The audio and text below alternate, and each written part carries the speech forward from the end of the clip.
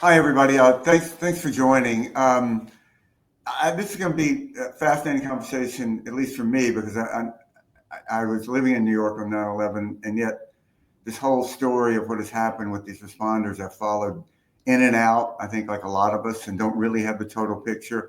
But the guy who really has followed this, pursued this, made it happen, has been a quiet hero in all of this is Attorney Michael Barasch. And really, thank you for joining us, Michael. I Thank you, was George. reading some of You're the first person to ever call an attorney a hero. It's like I had to say, well, I was reading about your background. You said you sort of really didn't want to be a lawyer. I think people always love to hear about these backstories. Can you talk just a little bit about that? yeah, just briefly. So my dad insisted that I go to law school because I was a history major at college. And he said, "What are you going to do? Be a history teacher?" And I said, "No." But he goes, "Well, you can't do anything. You're going to work at Bloomingdale's?"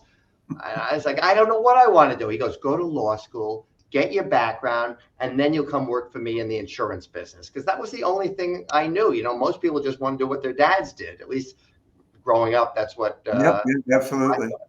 So I went to law school, and I was the world's worst law student, but I didn't care. All I needed to do was graduate. And my dad said, you're really just going through the motions. Go work for my friend Larry. He's a personal injury lawyer. You'll get to see what a real lawyer does. So I did that during law school. And instead of sending me to the library, he sent me to court every day. And truthfully, I got bit by the trial bug. I just Yeah. wanted to be a trial lawyer after that. So I never went into my dad's business. I tried case after case after case for years.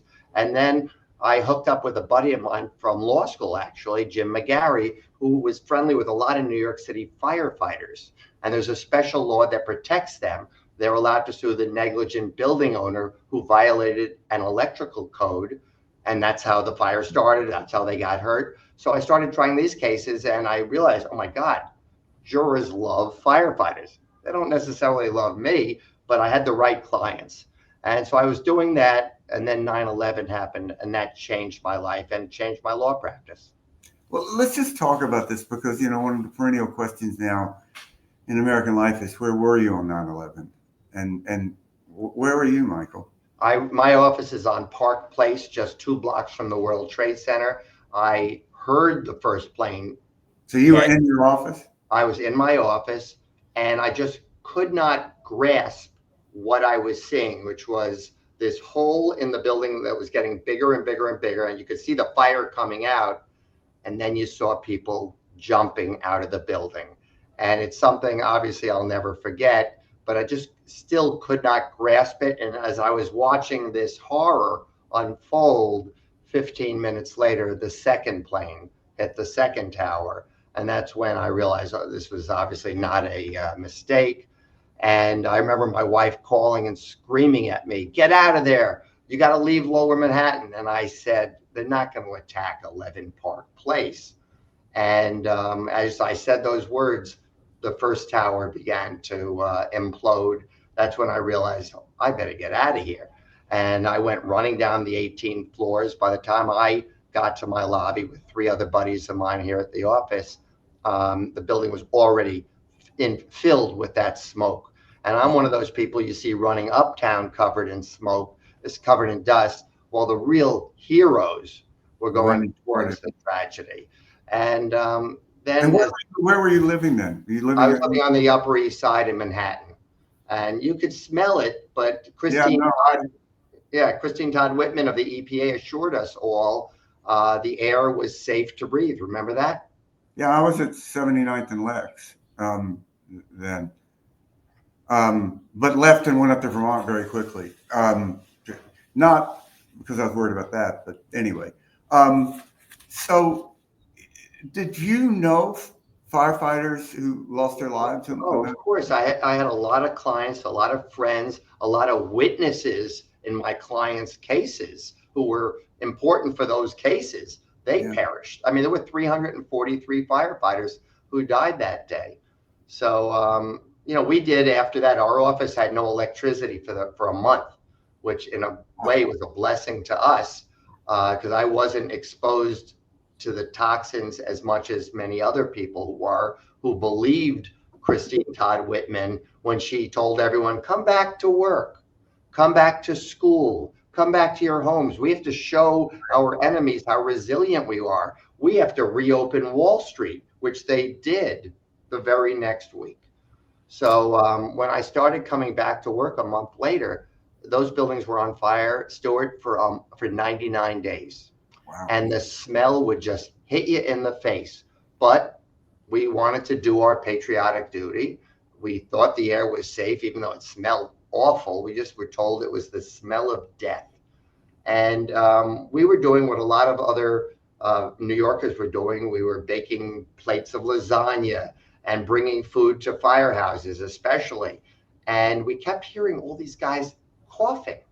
And they actually called it the World Trade Center the Bureau of Health Services at the FDNY.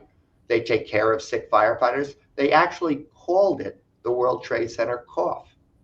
And we didn't know what it was, but we hoped it would go away.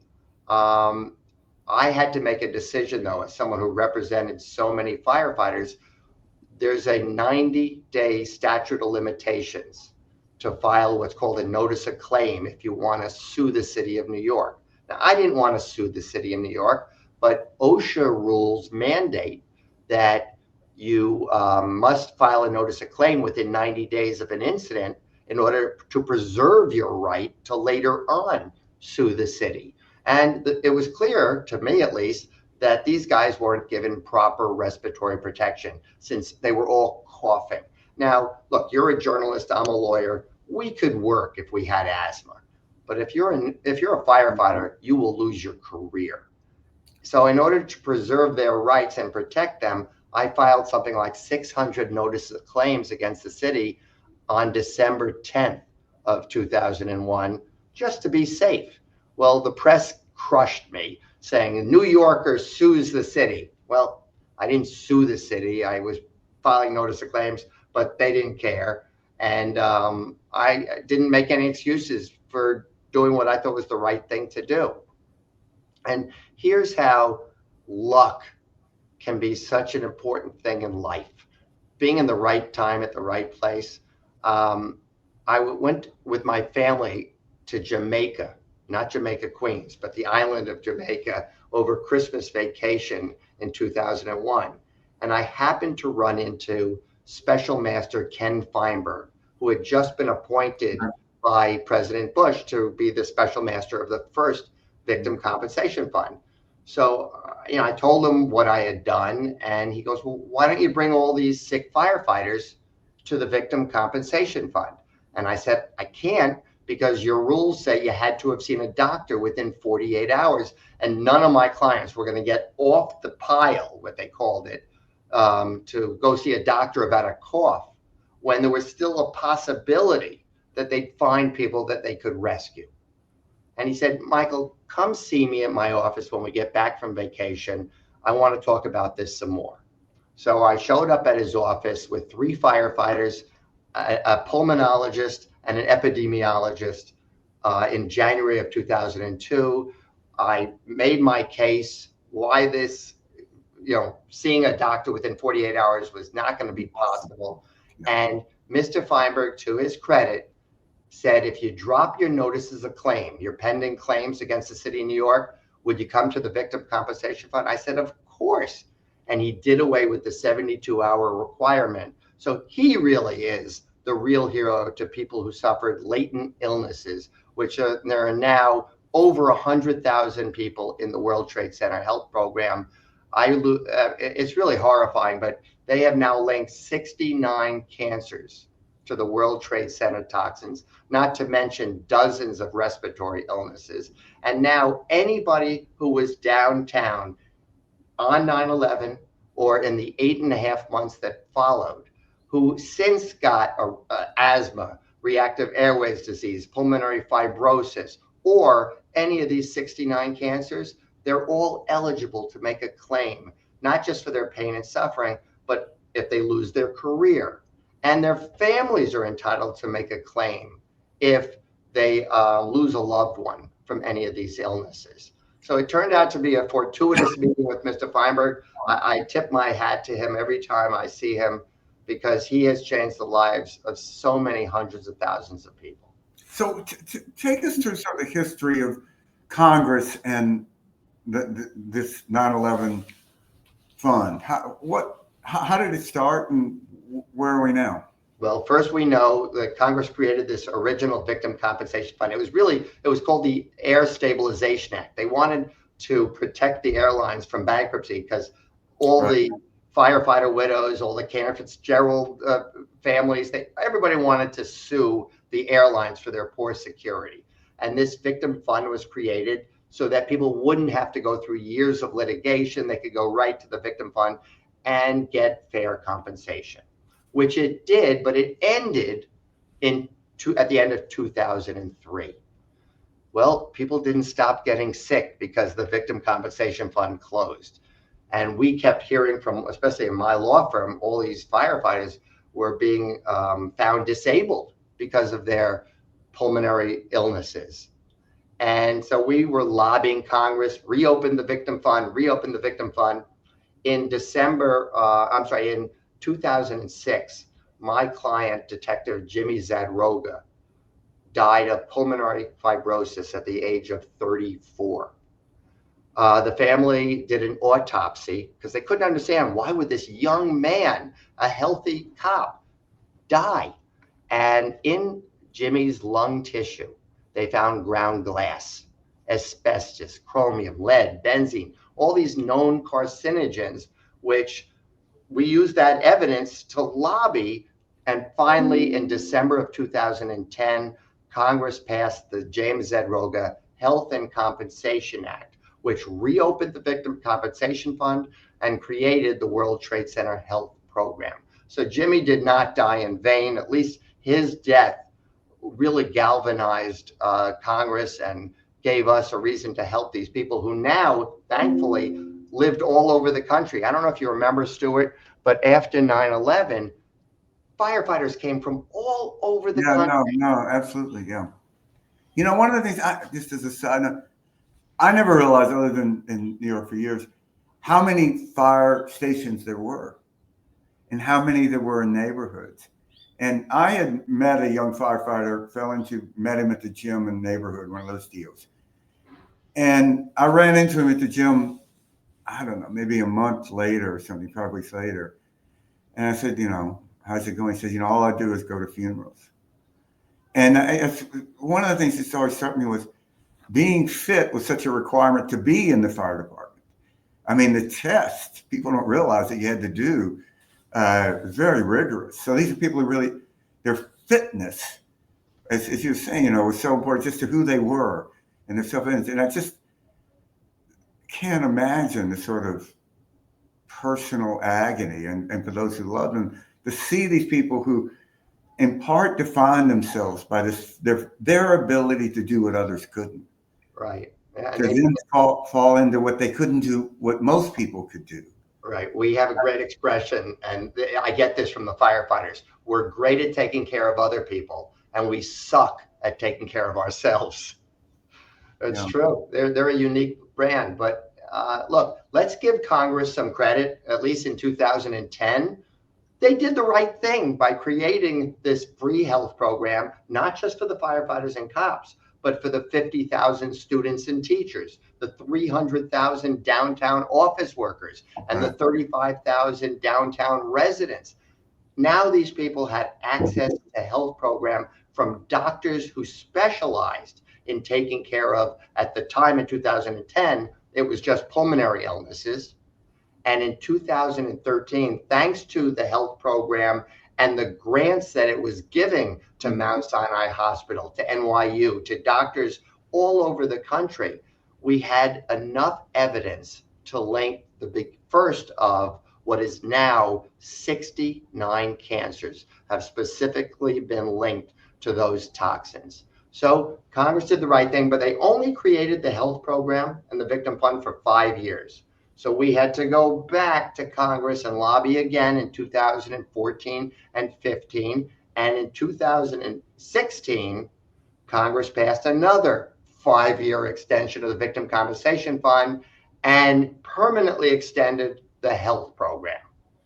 And then you may remember Jon Stewart testifying before Congress in 2019. We were able to convince Congress, based on all the data which we now had from 2001 of people who had gotten sick, showing that, for instance, blood cancers, leukemia, lymphoma, multiple myeloma, were elevated 41% greater than the general population if you happen to have been exposed to those toxins anytime in the 8 months after 9/11. So thank you, Jon Stewart, for shining a light on this and frankly shaming a lot of politicians who only wanted to wave the flag on 9/11 and say, today we never forget. But they weren't voting for the permanent extension of these two programs. And Jon Stewart shamed them. Thanks so much to the firefighter unions and the police unions. We finally got enough guilt to shame these people, and both programs were extended till 2090. And you would think now we'd be okay, until just recently when Mr. Musk came along and started cutting. He was holding up that chainsaw. You remember that, Stuart? Yep. That's how he cut the budget, rather than with a scalpel. Yep. Because why would you cut a health program 20%, which has caused so much personal trauma? Re-aggravated. The PTSD level of the 9/11 community is off the chart. Where am I going to get my chemotherapy? Do I have my next doctor's appointment? Who's going to take care of me? So the program was working great with no fraud at all. It was saving lives. And it is not hyperbole for me to say now, people are going to die because of these programs. And so what has been cut? Michael, take us through what percent has been cut, and what and how it's been reduced in manpower as well, right? So, I wish I could tell you specifically, but I'm like at a tennis match right now. Everybody who follows the 9/11 community has whiplash, because one day we hear that the health program has been cut 20%. Then there's a bipartisan outcry. And by the way, it is bipartisan, because that toxic dust didn't care if you were a Democrat or a Republican, black or white, responder or a civilian. Everybody was exposed to the same toxins. We're all coming down with the same illnesses. More than 6,000 Americans have now died of 9/11 cancers and pulmonary illnesses since 9/11. That's twice as many people that died on 9/11. And it's in every state, not just New York and New Jersey, every state. I represent people all over the country. The health program, thankfully, is in all 50 states. It takes wonderful care of people. And even though you're more likely to develop cancer if you were exposed to these toxins, you're less likely to die of cancer if you get diagnosed early. I know it sounds corny, Stuart, but early detection saves lives. Bless you. And because once you're in the health program, you get an annual free exam. And that free exam can catch your cancer before it becomes a stage 3 or stage 4 cancer, before it metastasizes into your bones, when your chances of recovery are so much less. So one day it's these guys are fired. Then they hear this bipartisan outcry. So Mr. Trump announces, I'm doing away with that. I'm going to rehire them. Then Mr. Musk comes along, and instead of going after the health program, now he goes after NIOSH. NIOSH is the National Institute for Occupational Safety and Health. It administers the World Trade Center health program. So by cutting that program and firing its leader, Dr. Howard, nobody was thinking, what's going to happen to the World Trade Center health program? Well, as you can imagine, no new illnesses being certified for the entire month of April. People can't get an appointment. People, the panic, the anxiety is off the charts, and so unnecessarily. So then at the end of last week, we heard, no, we're going to extend it for another 30 days and fix this problem. Until Saturday, when we heard these 16 doctors and nurses are permanently fired. I don't know what's going on. And if I don't know what's going on, nobody No. knows what's going on. It's So chaos. what should people watching this, reading about this, what's the most efficient and effective way they can weigh in on this? Call the congressman and Yeah. senator? Call your senators and your congressmen and say, wait a second, we made a promise to the 9/11 community to never forget. You made a promise, Mr. or Miss Senator, and you represent me. I'm a constituent in Oregon, in Wyoming. You know, the ironic thing, Stuart, is again, I don't want to be bashing President Trump. I really think he just is oblivious to what's going on now. And let's face it, there's a lot going on. But he's the one who signed this bill in July of 2019 that permanently extended these programs. How in the world would he be against this?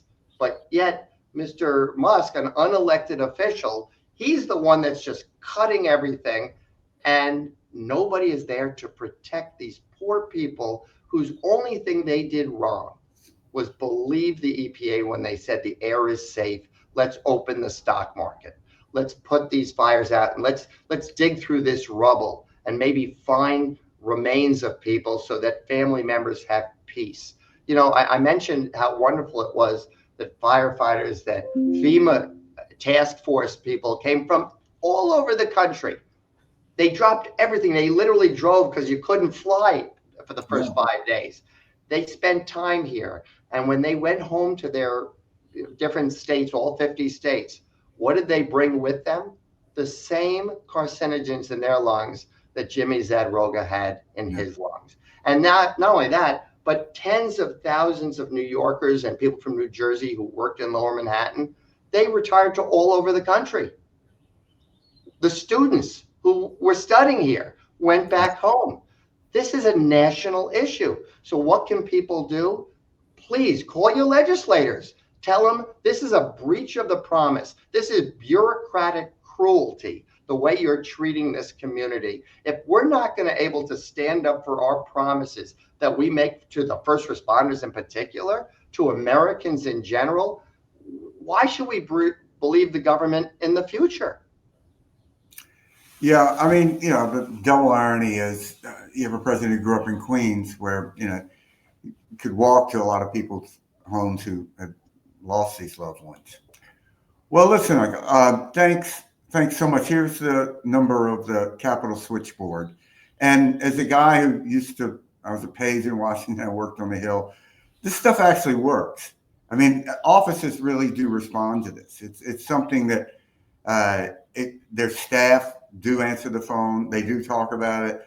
You know, people think, well, I'm just going to get some, you know, offshore number or something, like trying to call for some helpline. No, you're going to get somebody and it really does make a difference. So. Okay, thank you for that. I was in Washington last week with the firefighter and the police unions and the Feel Good Foundation.